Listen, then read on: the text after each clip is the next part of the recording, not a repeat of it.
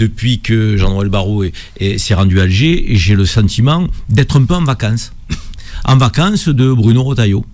En vacances parce que on a mis le ministre de l'Intérieur sous éteignoir, donc on ne l'entend plus, Dieu merci, et cette obsession algérienne, cette algérophobie permanente, puisque à chaque fois que Bruno Retailleau prenait la parole, c'était pour parler de l'Algérie, au point que je l'avais qualifié de ministre des Affaires algériennes.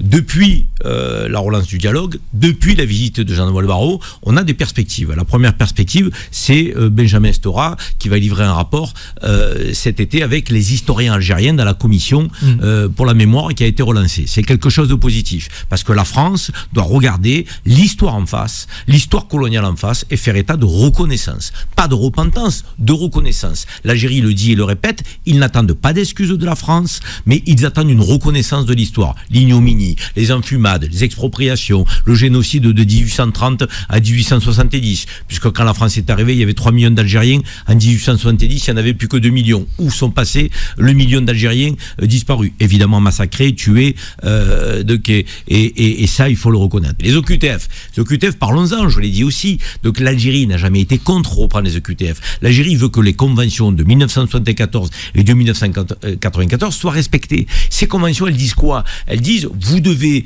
avoir des relations consulaires d'État à État. Vous ne pouvez pas remettre quelqu'un dans l'avion comme ça, fût-il avec un passeport biométrique, il faut qu'il y ait une relation diplomatique d'État à État. Retailleau s'asseyait dessus et la justice française l'avait désavoué. Troisième point, la relance économique.